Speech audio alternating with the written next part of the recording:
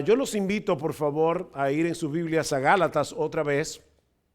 Pero antes de entrar en el texto, permítame orar de nuevo y pedir al Señor, como cantábamos en el segundo himno, nosotros queremos que Cristo sea mostrado en esta mañana.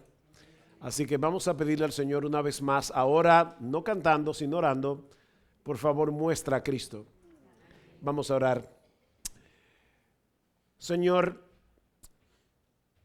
ahora venimos delante de ti para abrir tu palabra y sabemos, Padre bueno, que este es el aspecto más central de tu adoración, porque siempre será más importante lo que tú tienes que decirnos que lo que nosotros te decimos a ti.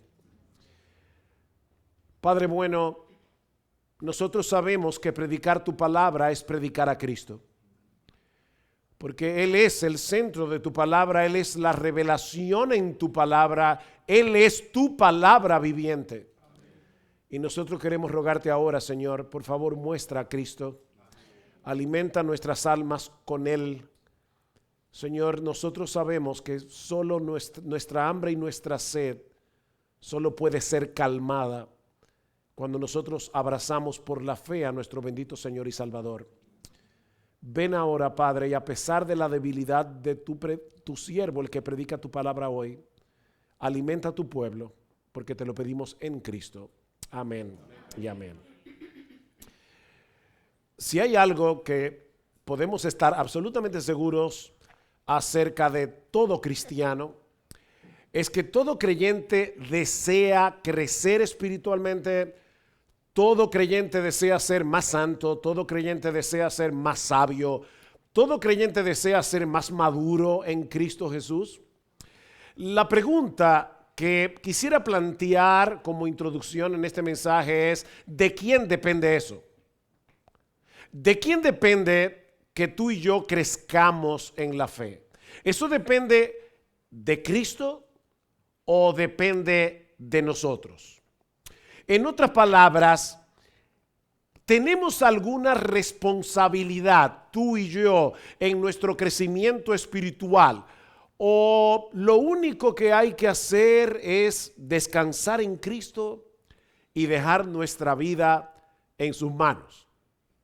Bueno, el apóstol Pablo, de una manera indirecta, de una manera incidental, responde esa pregunta en el texto que vamos a estudiar en la mañana de hoy, Gálatas capítulo 2, versículo 20, que como bien dijo el pastor Harry Martínez al principio, probablemente muchos de ustedes conocen ese texto de memoria, lo han oído a lo largo de toda su vida cristiana, tal vez se lo aprendieron de memoria en la Reina Valera del 60, pero yo se lo voy a leer en la Biblia de las Américas.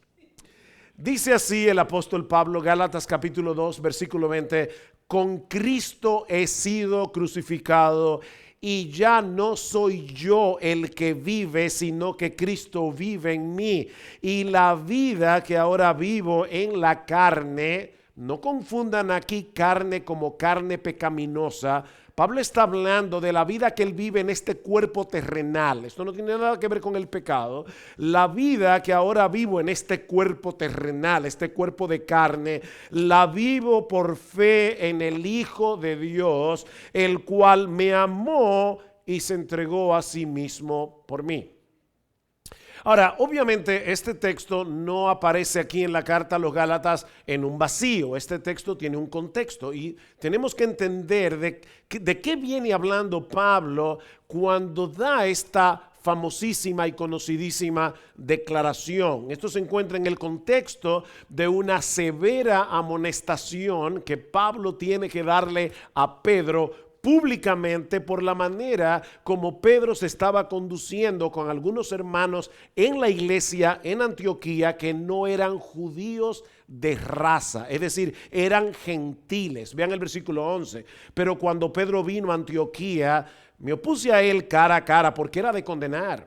Porque antes de venir algunos hermanos de parte de Jacobo, o sea, creyentes judíos que pertenecían a la iglesia de Jerusalén, antes que vinieran esos hermanos, él comía con los gentiles, pero cuando vinieron estos hermanos, se empezó a retraerse y apartarse porque temía a los de la circuncisión. ¿Qué es lo que está pasando aquí?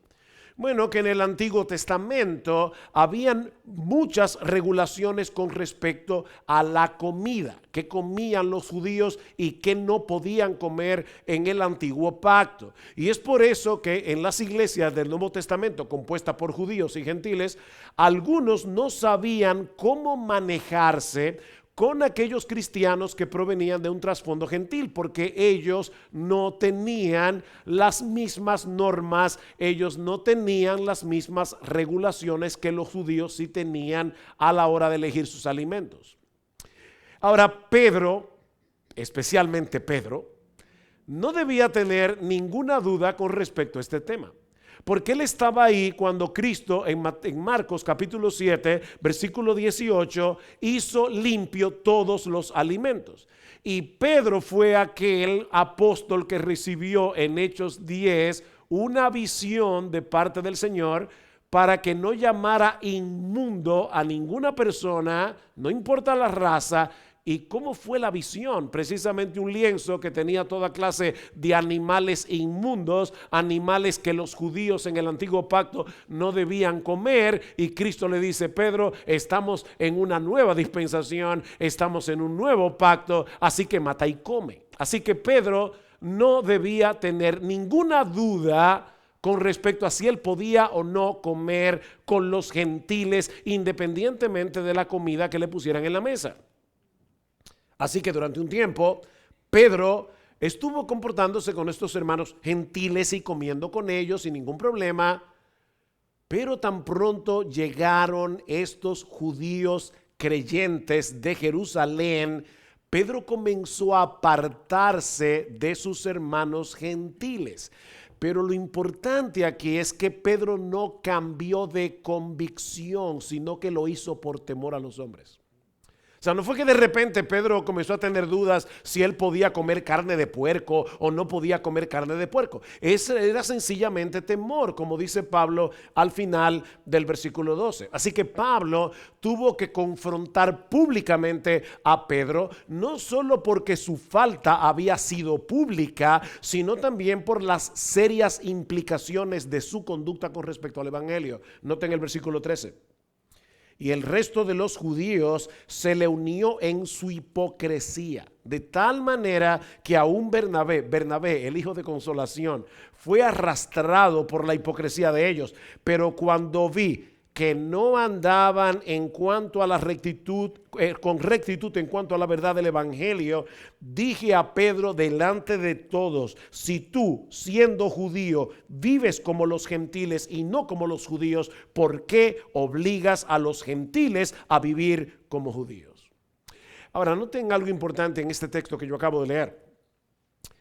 Pablo pudo haber acusado a Pedro de muchas cosas: de ser un racista, de tenerle temor a los hombres, de haber sido un grosero con sus hermanos gentiles, de haber sido un hipócrita. De hecho, si se dieron cuenta, en el versículo 13, Pablo menciona la palabra hipocresía 2 veces. Pero él sabía que el verdadero problema de Pedro era mucho más profundo. Pedro, según el versículo 13, no estaba andando con rectitud en cuanto a la verdad del evangelio. Ese era el problema.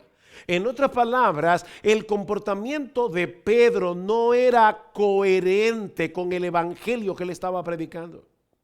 Y la verdad es, mis hermanos, que para no ser demasiado duros con Pedro, todos nosotros tenemos puntos ciegos en lo que no andamos con rectitud en cuanto a la verdad del evangelio. Somos incoherentes. Mis hermanos, si nuestra aceptación delante de Dios depende de Cristo y de su obra,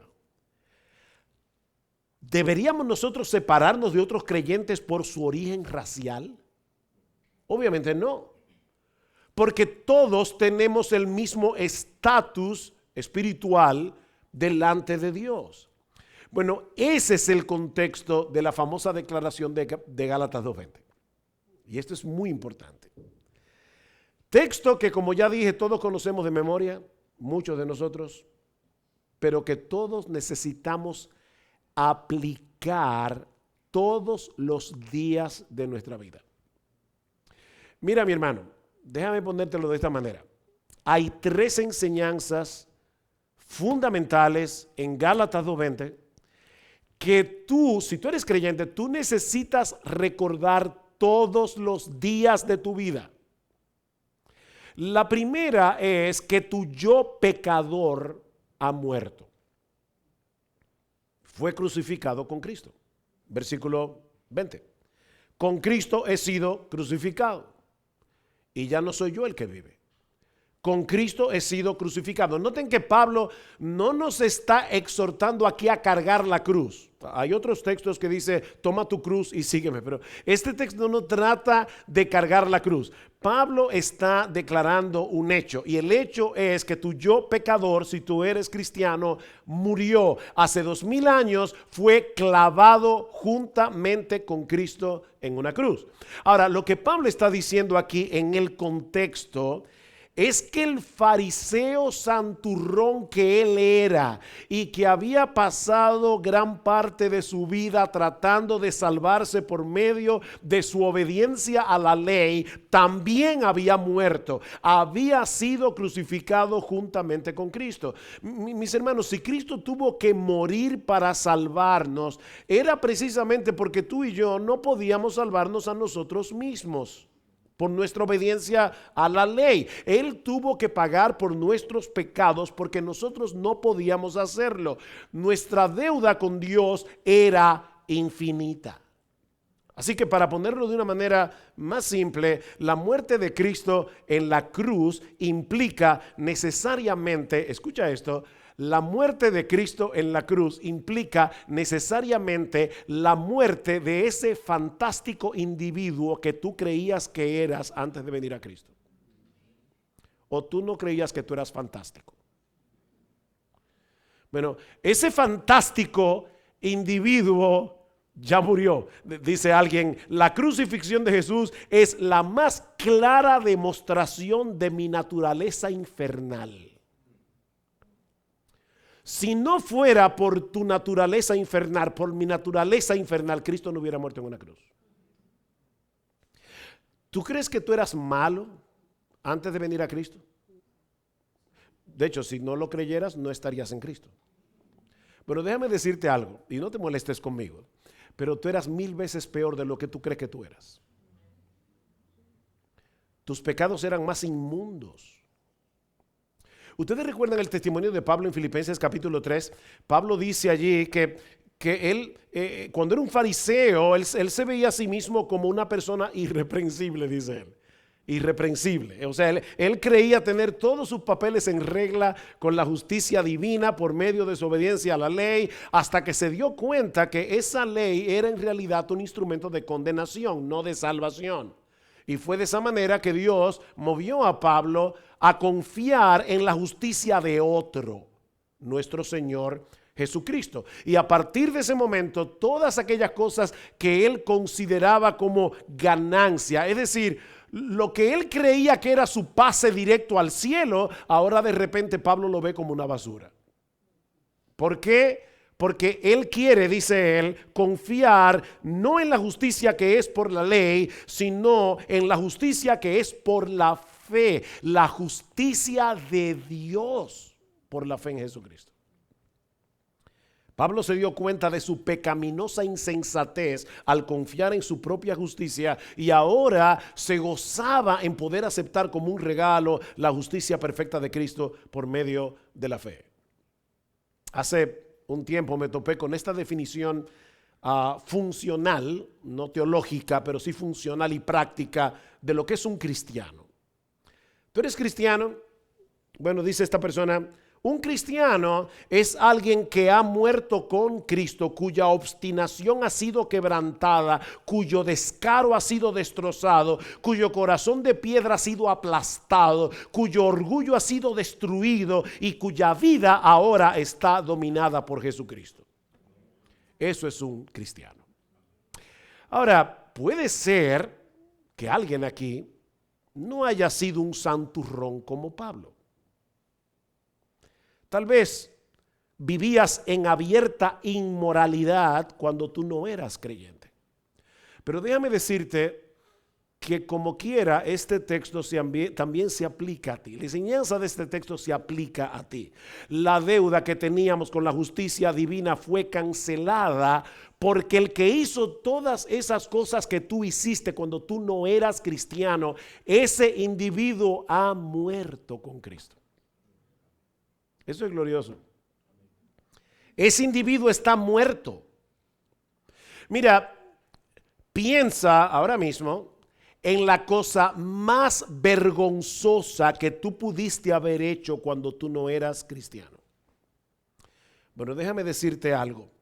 Si tú eres creyente, ese individuo, el que hizo eso, ya murió. Ya murió. Hace 2000 años fue crucificado con Cristo. Y por lo tanto, esa deuda ya fue pagada en el Calvario. De manera que ahora Dios nos trata como si tú y yo hubiéramos vivido exactamente la vida que vivió Jesús. Cuando Dios trata contigo, Él te trata como si tú y yo hubiéramos vivido exactamente la vida que vivió Jesús. Me encanta como lo dice Juan Bunyan, el autor del Progreso del Peregrino. Él dice, imagina que cada creyente tiene un espejo especial. En un lado es un espejo común que nos muestra tal cual somos, con todas nuestras imperfecciones, con todos nuestros defectos. Ahí está toda tu barruga, tu mancha, todo en esa parte del espejo.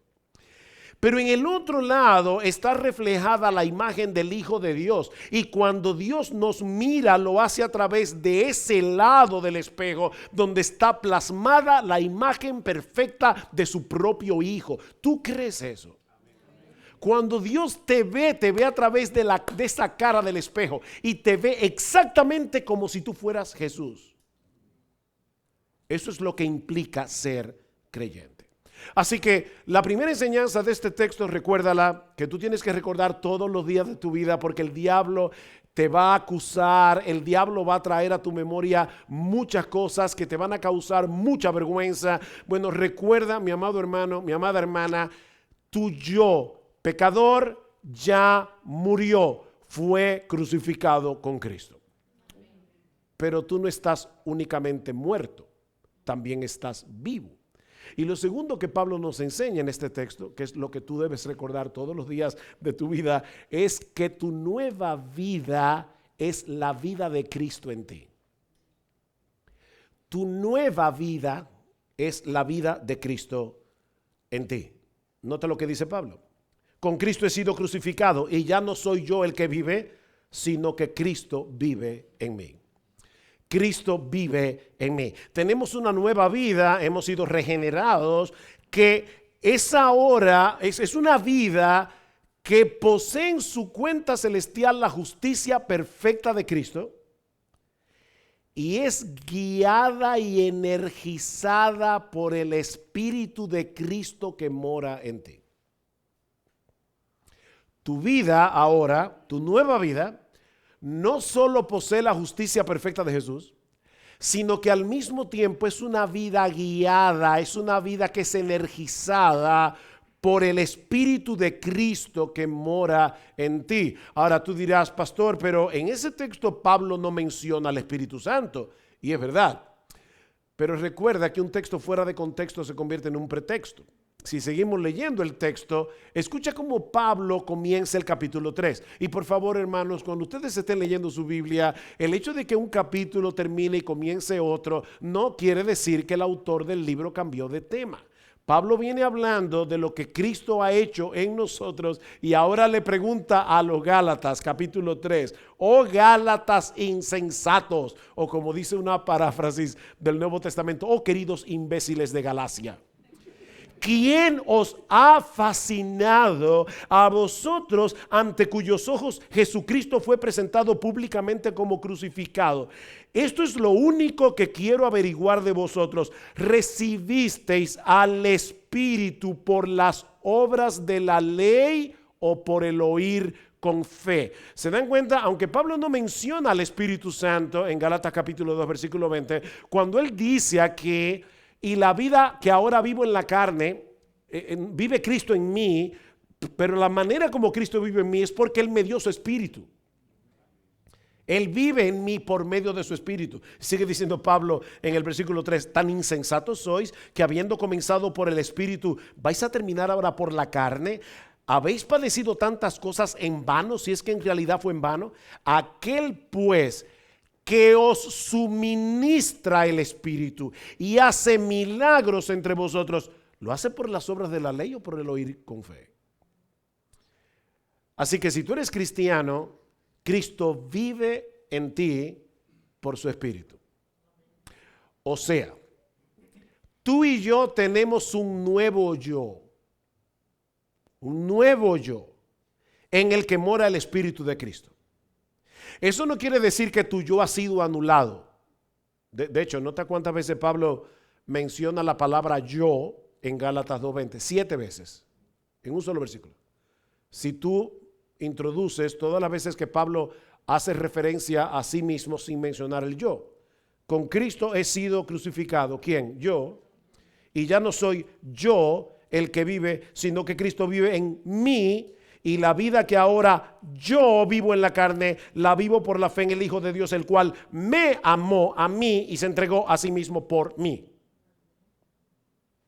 O sea que no es que el yo de Pablo ha sido anulado y ahora él simplemente se queda pasivo esperando que Cristo haga todo por él. No. Mi hermano, cuando tú piensas, eres tú el que piensas. Y cuando tomas una decisión, eres tú el que toma la decisión. Lo que ahora vivo en la carne, es decir, en este cuerpo terrenal o en esta existencia terrenal, que ha pasado por un proceso de regeneración. Así que soy yo el que vive, pero estoy viviendo una nueva vida que es la vida de Cristo en mí por su Espíritu. Déjenme ponerlo de otra forma. Romanos capítulo 7, es la misma enseñanza de Romanos capítulo 7. Y yo sé que si alguna vez has escuchado sermones míos, tal vez habrás escuchado esta ilustración, pero la voy a repetir otra vez porque pienso que puede ser muy iluminadora. Cuando yo era nuevo creyente, leí un libro, muy malo por cierto, pero que tenía una muy buena ilustración. Así que la voy a compartir con ustedes. Imagínate por un momento que tú estás casada, hermana mía, tú estás casada con un esposo perfecto.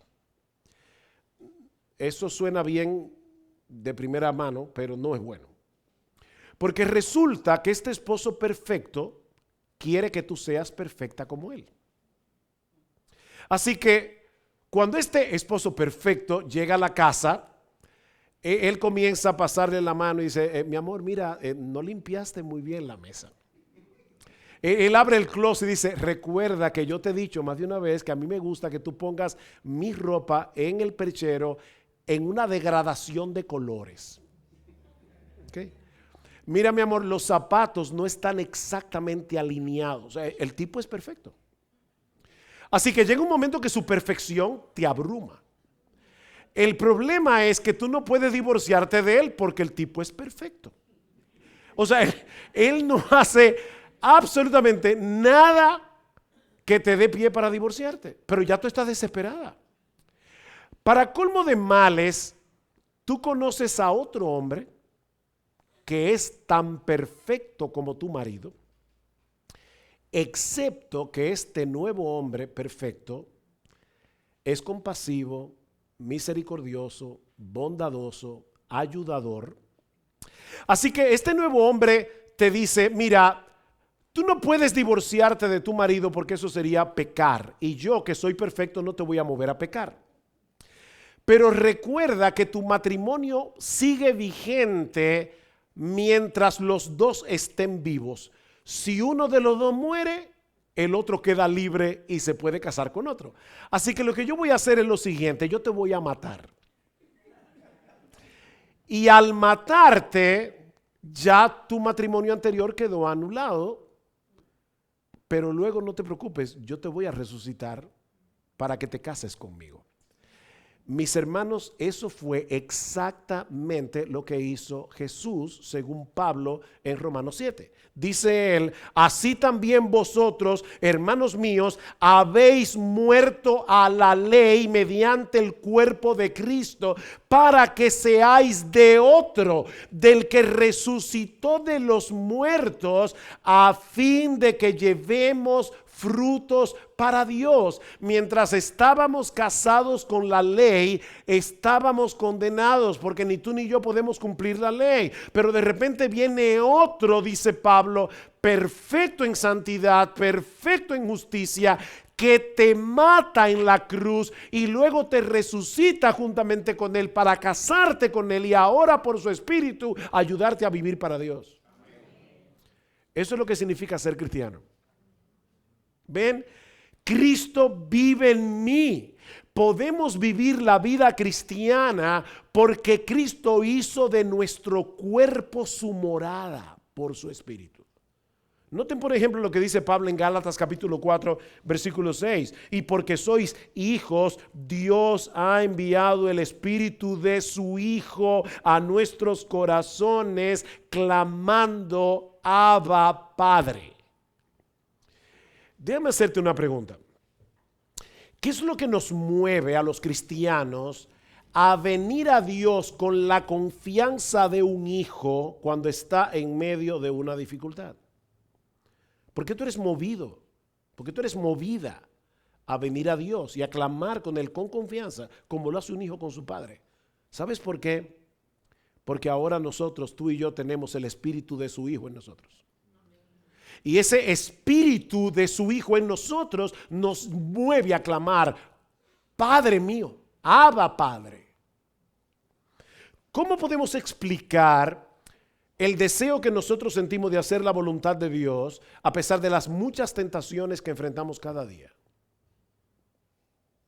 ¿Cómo es posible que tú y yo tengo 47 años siendo cristiano, cómo tú y yo hemos podido resistir a lo largo de nuestra vida cristiana, a pesar de todas las dificultades que hemos experimentado y que seguiremos experimentando en este mundo caído, dañado por el pecado? ¿Por qué todavía sientes vergüenza cuando pecas? ¿Por qué eres guiado al arrepentimiento en vez de quedarte atrapado en tu pecado? Porque Cristo vive en ti por su espíritu. Eso fue lo que el Señor prometió a sus discípulos en Juan 14:16. Yo rogaré al Padre y os dará otro consolador para que esté con vosotros para siempre. No os dejaré huérfanos, vendré a vosotros. Nosotros no somos huérfanos de Dios. Cristo ascendió a los cielos, pero Él mora en nosotros por su espíritu, animándonos desde adentro a seguir corriendo la carrera. No tenemos la capacidad de entender del todo cómo es esto de que el Espíritu Santo mora en nosotros. Esto es algo, mis hermanos, que sobrepasa por mucho nuestra capacidad de comprensión. Pero Dios lo reveló en su palabra para que nosotros tengamos consuelo y esperanza en medio de nuestras luchas. Pero Pablo tiene algo más que decir con respecto a la vida cristiana práctica. Y este probablemente es el centro de este sermón. Recuerden, tu yo pecador ha muerto. Ahora Cristo vive en nosotros por su espíritu. Pero por favor, escucha esto. Escucha esto. Esa nueva vida en Cristo que empezó por la fe, continúa y avanza por medio de la misma fe. Y lamentablemente, hermanos, esta es una verdad que muchos cristianos parecen olvidar. La vida cristiana es una vida de fe, de principio a fin. ¿Qué dice Pablo?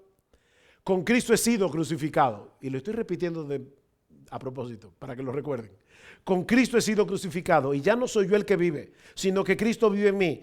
Y la vida que ahora vivo en la carne, la vivo por la fe en el Hijo de Dios, el cual me amó y se entregó a sí mismo por mí. Una de las cosas que aprendimos en la escuela es que hay algunas ecuaciones matemáticas en las que el orden de los factores no altera el producto. ¿Recuerdan eso? 2 más 3 es lo mismo que 3 más 2. En la ecuación matemática funciona, en el evangelio no. En el evangelio el orden de los factores sí altera por completo el producto. Porque en el evangelio la fe siempre viene primero, las obras después. Siempre la fe primero, no puede ser al revés, hermanos. Las obras surgen de la fe. Yo sé que tú has oído un montón de veces que la fe sin obras es muerta, ¿verdad? Lo dice Santiago, la fe sin obras es muerta. Una fe que no tiene obras es una fe muerta. Bueno, déjame decírtelo al revés. La obra sin fe es inútil. El asunto no es que obres, es que la obra surja de la fe. ¿Qué dice Pablo? Gálatas 5:6. La fe obra por el amor.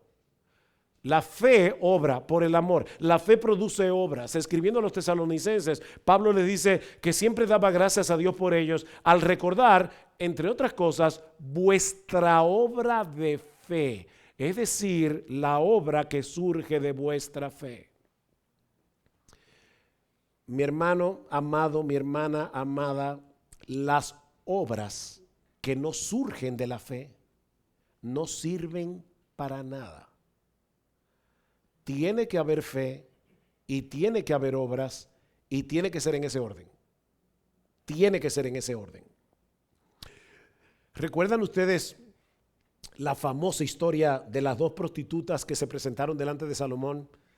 Resulta que durante la noche una de ellas se acuesta sobre su niño, el niño muere y cuando ella se levanta a medianoche y se da cuenta que su niño está muerto, le cambia a su niño por el del que estaba vivo, y cuando la otra prostituta se levanta y ve el niño vivo, dice el niño muerto, perdón, este no es mi hijo. Así que van delante de Salomón porque las dos decían, el niño vivo es el mío. ¿Y qué dice Salomón? Bueno, tráeme una espada y vamos a partir al niño en 2 y denle un pedazo a cada una. La que no era la madre del niño le parece una solución salomónica. O sea, muy bien, partan al niño. Pero dice la escritura que la verdadera madre reacciona, dice el texto, profundamente conmovida por su hijo. Y le dice a Salomón, oh mi señor, dale a ella el niño vivo y de ninguna manera lo mates. Y ahí es que Salomón le dice, denle el hijo vivo y no lo maten porque ella es la madre. Ahora, ¿a qué viene esta historia? Pregunta, ¿fue su reacción lo que la convirtió en la madre del niño? ¿O ella reaccionó así porque era la madre? ¿Qué viene primero? ¿La maternidad o la reacción? Obviamente la maternidad. O sea, ella no se convirtió en madre en el momento que reacciona así. Ella reacciona así porque es la madre. Bueno, mis hermanos, lo mismo sucede con la fe y las buenas obras. No somos salvos por causa de nuestras buenas obras, sino por creer en Jesús, solo por la fe. Pero esa relación que ya tenemos con Jesús por medio de la fe, ahora nos mueve a reaccionar, nos mueve a vivir en obediencia, nos mueve a vivir haciendo buenas obras. Las buenas obras y la obediencia no producen el hecho de que seamos hijos de Dios. No es lo que nos hace cristianos. Pero porque somos hijos, porque somos cristianos por medio de la fe en Jesús, ahora andamos en obediencia y haciendo buenas obras. En otras palabras, la fe produce un estilo de vida que es conforme al evangelio. Es ahí donde quiero llegar. Creer que Cristo me amó, como dice el texto aquí, el cual me amó y se entregó a sí mismo por mí. Creer que Cristo me amó, creer que Cristo se entregó por mí, eso tiene que tener un impacto en mi vida que se refleje en todo lo que yo hago. Descansar por la fe en esa realidad nos mueve gozosa y agradecidamente a vivir para Él y no para nosotros mismos. ¿Qué dice 2 Corintios 5:14? El amor de Cristo nos constriñe. ¿Qué significa eso? El amor de Cristo nos presiona, dice otra versión. El amor de Cristo nos mueve pensando esto o considerando esto. Que si uno murió por todos, luego todos murieron, y por todos murió para que los que viven ya no vivan para sí, sino para aquel que murió y resucitó por ellos. Antes de ser cristianos, tú y yo vivíamos para nosotros mismos. Por eso dice Pablo, ya no vivan para sí. Así era como tú vivías antes, pero ya no puedes seguir viviendo así, porque Cristo murió por ti. El amor de Cristo manifestado en la cruz, mis hermanos, es el combustible que pone en movimiento la devoción del cristiano. Ese amor nos energiza para vivir en una gozosa obediencia. Es por esa fe que nosotros tenemos la certeza de que el pecado ya no puede gobernarnos a su antojo, porque fuimos librados de su dominio. Tú estás ahí, te levantas por la mañana, viene una tentación y tú por la fe vuelves a recordar: mi yo pecador ha muerto, Cristo vive en mí. Él rompió las cadenas, Él rompió el dominio del pecado. Así que no es verdad que yo tengo que pecar. Ustedes recuerdan que, los que leyeron un poco de historia, 1 de enero de 1863, Abraham Lincoln firmó el acta de emancipación, la guerra civil americana, en medio de la guerra civil. Por una firma en un documento, de repente todos los esclavos de Estados Unidos fueron libertados. Ahora, ¿ustedes creen que cuando Lincoln firmó ese documento, el acta de emancipación, ya todos los esclavos se sintieron libres? Cuando su amo le decía fulano, él sentía el temor de que su antiguo amo todavía era su amo. Bueno, cuando el pecado te asalta conforme a tu propia concupiscencia, aquellos pecados con los que tú luchas todavía, porque el pecado todavía mora en ti, tú tiemblas ante la voz de tu antiguo amo. Pero ahí tienes que recordar que Cristo en la cruz del Calvario firmó el acta de emancipación. Tienes que creerlo por fe. ¿Ves, hermano? Es por fe que andamos. Es por fe. Es por fe que nosotros podemos perdonar como Cristo nos perdonó. Albergar amargura y resentimiento en el corazón es no andar con rectitud en cuanto a la verdad del evangelio, como lo dijo Pablo a Pedro en Gálatas 2:14. Cuando a ti se te hace difícil perdonar, cuando tú estás almacenando amargura en tu corazón, es porque tú no te estás viendo a ti mismo a la luz del evangelio. En otras palabras, en ese momento tú no estás creyendo lo que el evangelio dice acerca de ti, acerca de lo que tú eras. Tu resentimiento es una negación de lo que Dios hizo por ti de pura gracia al perdonar todos tus pecados. Y lo mismo podemos decir de muchas cosas. El hipercriticismo. Déjame hacerte una pregunta, honestamente. ¿Te encuentras a menudo criticando a los demás?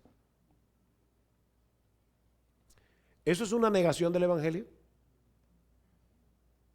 Yo quiero que tú conectes los puntos hoy en la mañana. Eso es una negación del evangelio, porque eso quiere decir que tú te crees superior. Eso quiere decir que tú no te estás viendo a ti mismo y a los demás a la luz de lo que el evangelio dice acerca de nosotros. Recuerda lo que yo te dije al principio: ese fantástico individuo que tú creías que eras ya murió en la cruz del Calvario.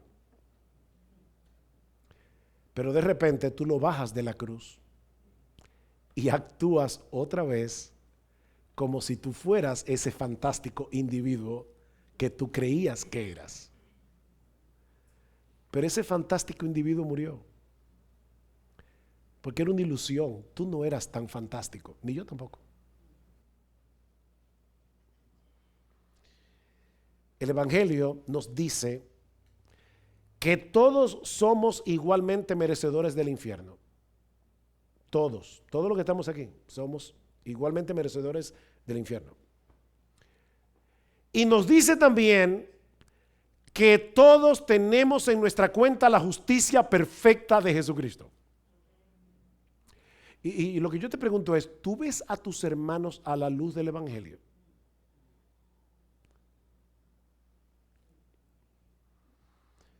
Es por fe que podemos dedicarnos a servir a otros, movidos por la gratitud de lo que Cristo hizo por nosotros de pura gracia. Dice Pablo, porque ya conocéis la gracia de nuestro Señor Jesucristo, que por amor a vosotros se hizo pobre siendo rico, para que vosotros con su pobreza fueseis enriquecidos. Y él lo dice en el contexto de cuando hay hermanos en necesidad y tú dices, bueno, yo tengo algo con lo que yo puedo beneficiar a mi hermano. Y voy a imitar a mi Señor, que siendo rico se hizo pobre, para que ahora yo fuera rico. Y así pudiera multiplicar los ejemplos para demostrar que todo lo que hace el cristiano y que tiene verdadero valor a los ojos de Dios, tiene que surgir de la fe. No vivimos mecánicamente. Mi hermano, ¿por qué tú viniste a la iglesia hoy? ¿Qué te movió a levantarte esta mañana y a venir a la iglesia? Pastor, es el día del Señor. Y la Biblia dice, no se dejen de congregar como algunos tienen por costumbre. Bien, hasta ahí vamos bien. Pero ¿fue esa la única razón que te movió a venir a la iglesia? Porque, de nuevo, lo que debió levantarte de la cama, lo que debió traerte a la iglesia hoy es creer por la fe lo que Cristo prometió, que cuando su pueblo se congrega en su día para escuchar su palabra, Él va a estar ahí en medio de ellos. En este lugar ordinario, con personas ordinarias y un predicador ordinario, Cristo está aquí y yo vengo a la iglesia porque creo eso. Lo que vivo en la carne lo vivo en la fe del Hijo de Dios, el cual me amó y se entregó a sí mismo por mí. Señor, tú has dicho en tu palabra que cuando tu pueblo se reúna a adorarte, tú vas a estar ahí. Y como yo lo creo, voy a la iglesia hoy para encontrarme contigo. ¿Qué es lo que te mueve a ponerle atención a la palabra predicada cada domingo? ¿Es porque crees que Dios obrará en tu vida por medio de la predicación de esa palabra que es viva y eficaz y que está siendo aplicada en nosotros por el Espíritu Santo de acuerdo a la necesidad de cada uno? Eso no depende del predicador. El que predica fielmente la palabra de Dios está poniendo a correr la palabra de Dios. Por eso hay un famoso documento antiguo que dice, la predicación de la palabra de Dios es la palabra de Dios. Y lo que está diciendo no es que el predicador sea inspirado. Lo que está diciendo es cuando alguien está predicando la palabra de Dios, es la palabra de Dios. ¿Qué dice Cristo en Lucas capítulo 10, versículo 16? Y no a los apóstoles, se los digo a los 70. El que a vosotros oye, a mí me oye. Wow. Alguien decía que la predicación le brinda pies y manos al Cristo vivo. Cristo, por decirlo de alguna forma, porque no tengo otra, mi vocabulario no me da, pero es algo así. Es como si Cristo se subiera encima de las palabras de un hombre que está predicando su palabra y él está llegando al corazón de cada uno de los suyos. Cuando tú crees eso, entonces por fe le pones una atención a la palabra predicada que no se lo hubieras puesto de ninguna otra manera. No es mi deber oír la palabra de Dios. Es más que deber. Es la fe. Es la fe. ¿Ven que es por fe que andamos, no por vista? Es por fe que confiamos en las promesas de Dios. Señor, no lo veo. Yo no entiendo cómo esto puede estar obrando para bien, pero yo te creo. Yo te creo. Es por fe que aguardamos su venida. Es por fe que tenemos la completa certeza de que las aflicciones del tiempo presente no son comparables con la gloria venidera que en nosotros ha de manifestarse. Romanos 8:18. Por fe creemos eso. Así que recuerda, la fe sin obras es muerta. La obra sin fe es inútil. Es inútil. ¿Qué dice Hebreos 11:6? Sin fe es imposible agradar a Dios. Yo vengo a la iglesia y yo quiero agradar a Dios, pero no simplemente porque mi cuerpo está ahí sentado.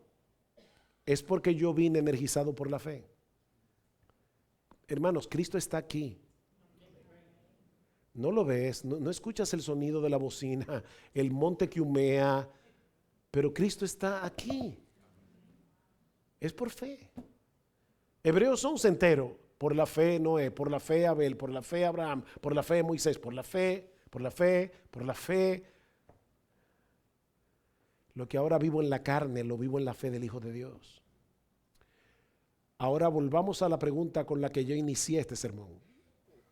¿De quién depende que avancemos en nuestra vida cristiana? ¿De Cristo o de nosotros? Respuesta. Depende de la obra de Cristo por nosotros, que murió en la cruz y resucitó, y de su vida en nosotros, que nos capacita para poder obrar en fe, viviendo para Dios en una gozosa gratitud por todo lo que Él nos ha dado de pura gracia. Esa es la respuesta. Nuestro nuevo yo está vivo en Cristo. John Piper lo dice de esta manera: ya no es un yo que anhela la autosuficiencia o la autoconfianza o la autodirección o la autoexaltación. El nuevo yo aparta la mirada de sí mismo y confía en el Hijo de Dios, cuyo amor y poder fueron probados en el Calvario. Desde el momento en que te despiertas por la mañana hasta el momento en que te duermes por la noche, el nuevo yo de la fe se desespera de sí mismo y huye hacia Cristo en busca de protección y motivación, coraje, dirección y capacidad para caminar en gozo y paz y justicia. Te desesperas de ti mismo porque ves tu debilidad y dices: Señor, yo no puedo con esto. Pero esa desesperación no me lleva a huir de ti, sino a huir hacia ti. Esa es la vida cristiana práctica. Déjame ponértelo todavía más concreto. Te despiertas cada mañana. Tú no sabes lo que vas a enfrentar ese día, pero tú sabes de antemano, porque te conoces, que no vas a poder enfrentar todo lo que va a venir ese día en tu propia fuerza. Ya tú lo sabes. Cada uno de esos momentos será una oportunidad para recordar en quién confías. Esto no es algo mecánico, pero es como si antes de empezar cada día tú le ores al Señor algo como esto: Señor, yo no puedo, pero tú puedes. Hoy confío en que tú me darás la sabiduría para tomar decisiones, la paciencia para tratar con otras personas, la fortaleza para enfrentar las dificultades. Eso es poner la fe en acción. Y cuando lleguen esos momentos difíciles, en lugar de aplastarte o intentar controlarlo todo, puedes detenerte y orar brevemente: Señor, ayúdame, yo confío en ti en este momento. Eso es orar sin cesar. No es que tú tienes que pasar del día orando horas y horas y horas.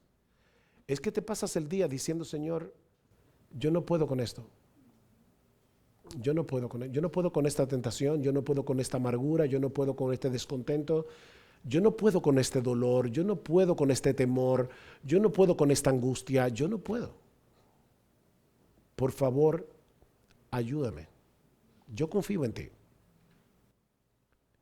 ¿Ven lo práctico que es Gálatas 2:20?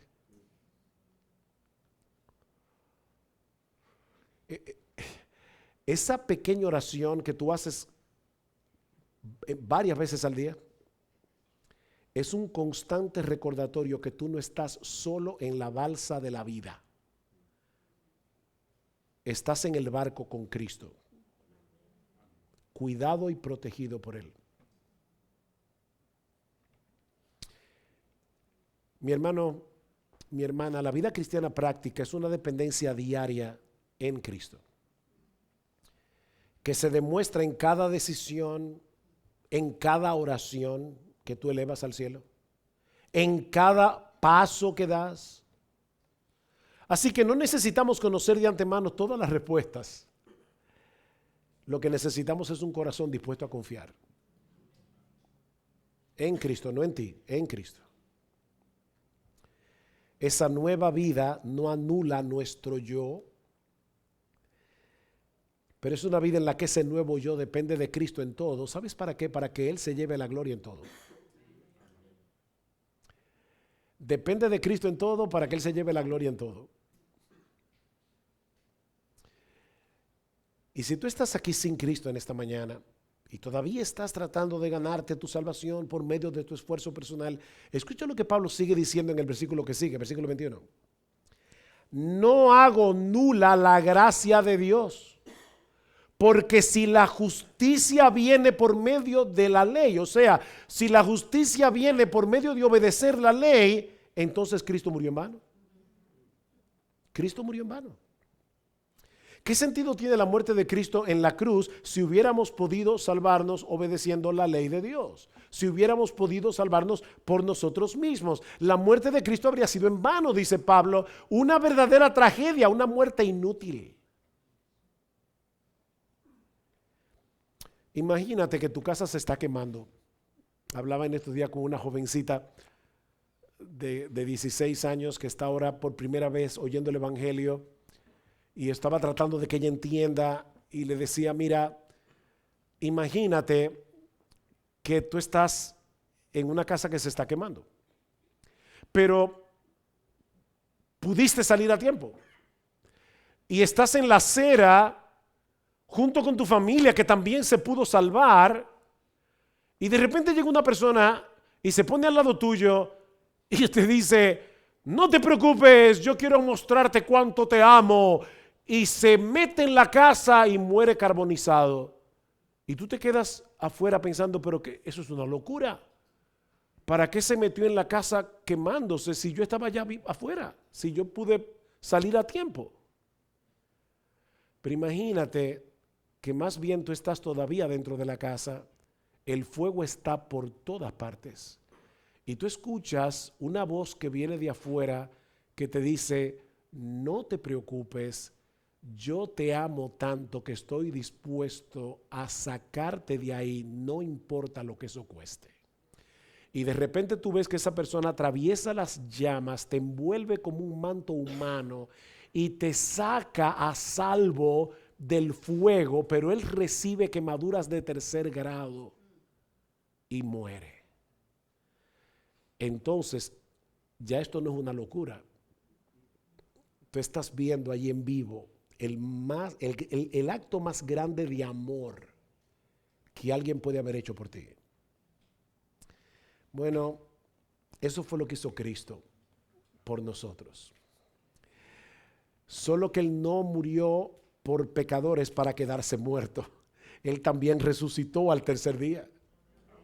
Si pudiéramos salvarnos a nosotros mismos, la muerte de Cristo en la cruz no hubiera tenido ningún sentido, pero escucha esto, inclusive a los creyentes, esto no es solamente para los inconversos. Escucha esto.